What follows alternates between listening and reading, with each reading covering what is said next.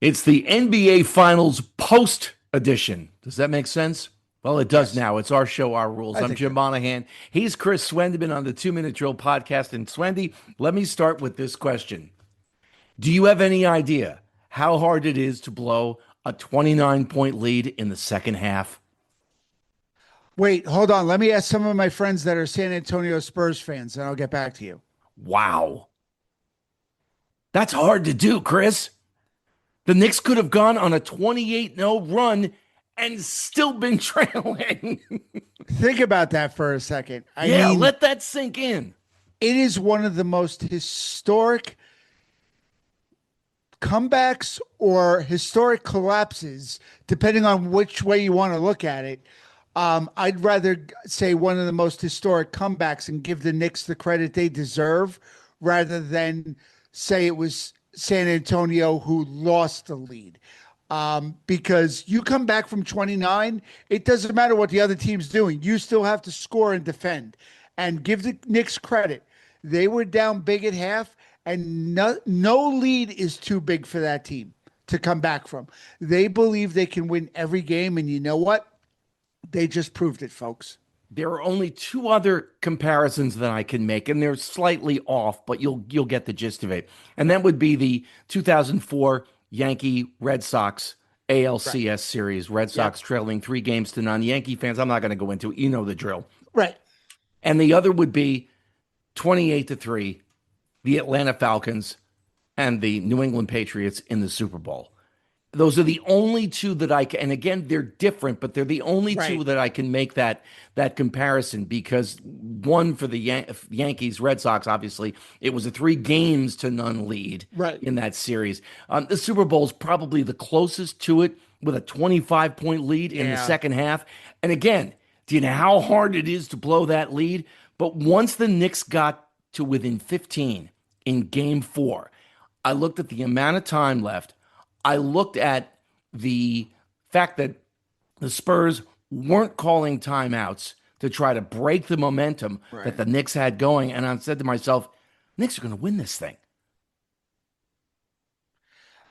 There was just something about that second half that had to feel like, don't turn away from the TV, folks.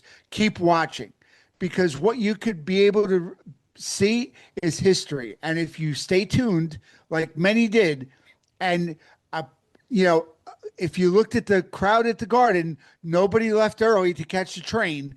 Um, it was evident that a lot of people felt the same way. And a lot of people, whether it was you and I viewing at home or you were there live, got to see a historic game.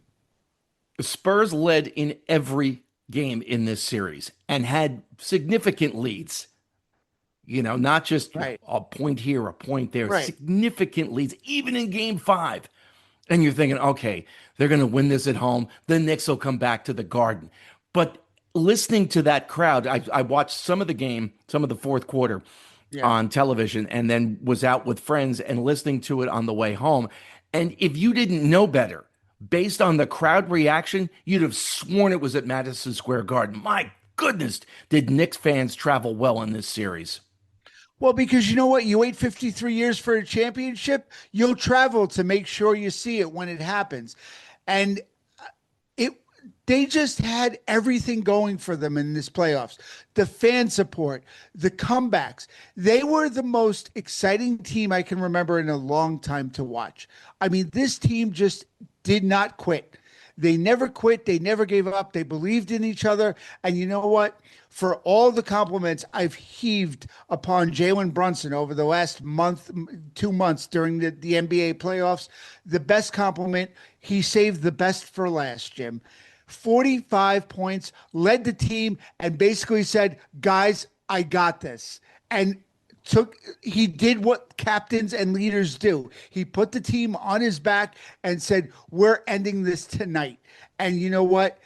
The only thing I can like in Brunson's play to was Messier in Game 6 versus the Devils.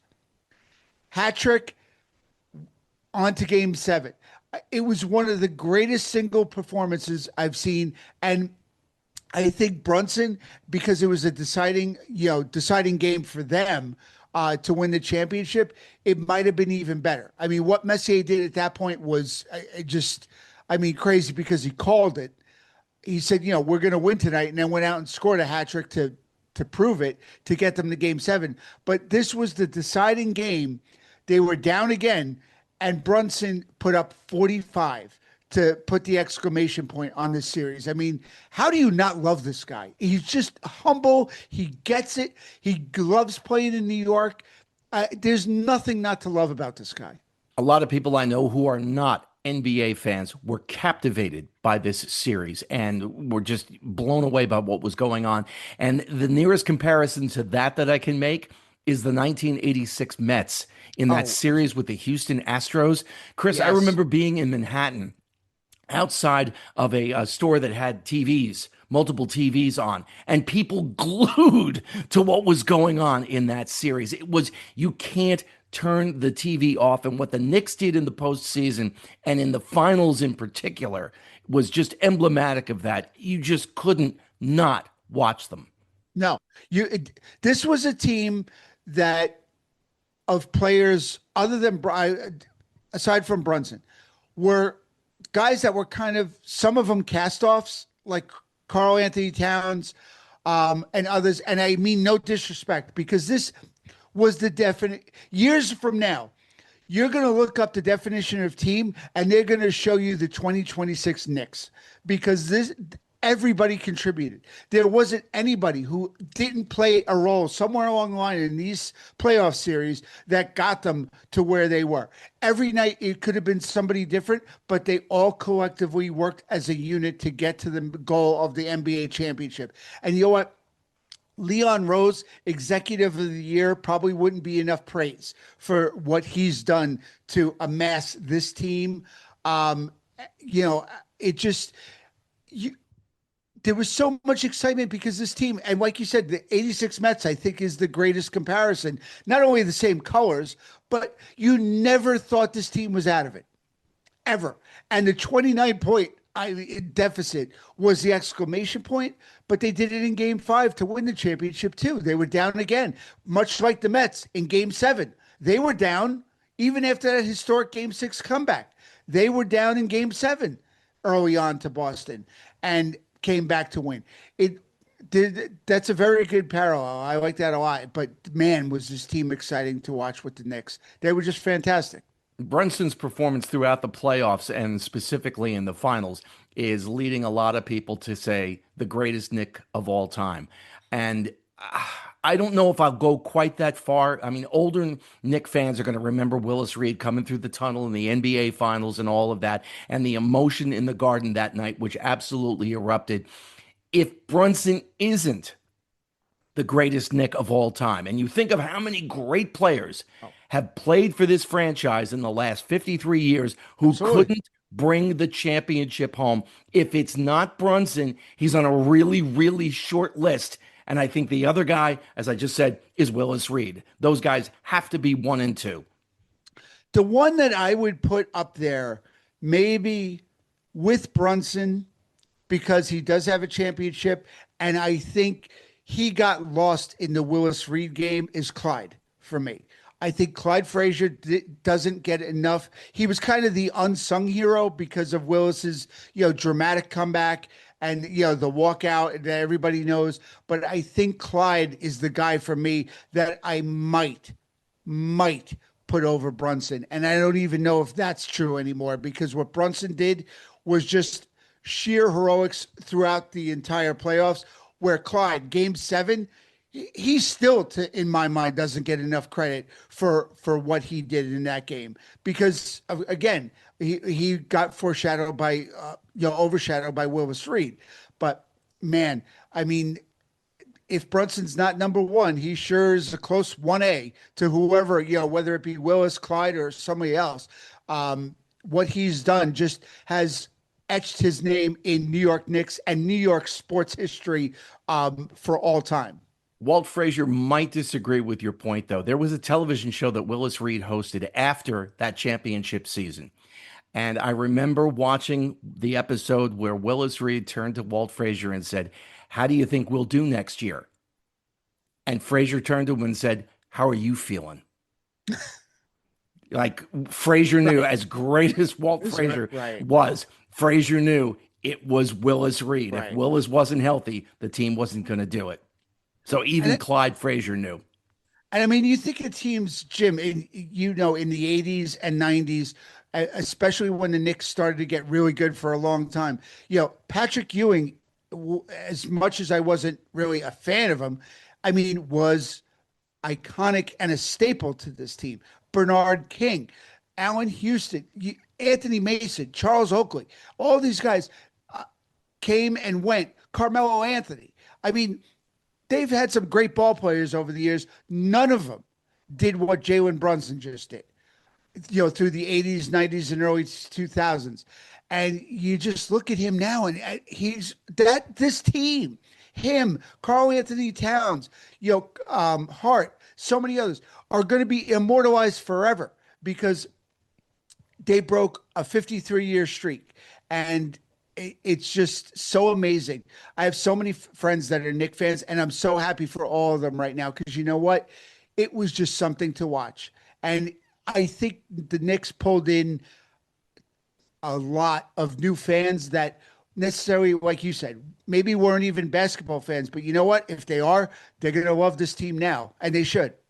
We were talking about how much attention the Knicks attracted.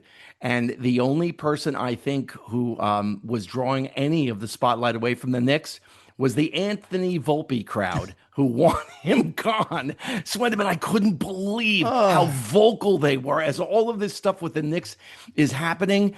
And they just went ballistic on Volpe and what was going on with the team. But I'm going to say this. They can bitch and moan all they want.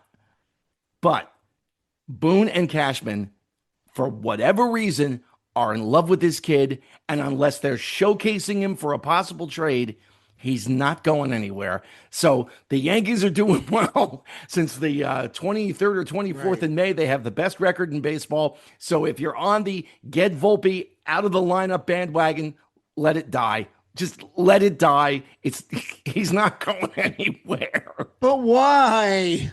I That's what I was saying. don't But I don't know. why? I don't know. I feel bad for the kid. I really do. We've talked about this before. They rushed him and now they're paying for it. But He'll look lovely in a St. Louis Cardinal uniform. well, who are they going to get back? That's the question right there. But that's the only thing I can think of. They're trying to showcase him. Yeah, I mean, you've seen, this year alone, and to use the Cardinals as an example, Cardinals had a number one overall pick, Jordan Walker, from a few years ago. This kid was supposed to be the next big thing and had a few tough years. Kind of people forgot about him. Look at what he's doing this year. Leads the league in almost every offensive category. I mean, this kid is a stud, and his talent is finally coming around. Joe Adele for the Angels is another one I could think of.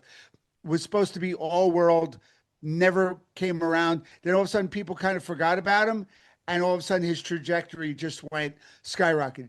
Volpe needs a new start, and it's not going to be in New York. There are guys like Jalen Brunson who thrive with the New York, energy. Judge for the most part until we hit the playoffs, but I digress. You said that, not me. I did. I did. And I love the captain. There's nobody that loves 99 more than me. But when the playoffs come, it's still been dicey. I just don't think Volpe is going to make it here. I just don't see it. Well, Knick fans, Yankee fans, enjoy the Knick run. Leave Anthony alone for a little while, okay? Your team's doing really well. Focus on the Knicks, all right? As Fair much enough. as I can tell you. And that's the Yeah. 2 Minute Drill podcast for another week. He's Chris Swendeman. I'm Jim Monahan. If you like what we do, tell a friend. You hate what we do, tell an enemy. Like, subscribe, and do all of that stuff. And we'll talk to you next week.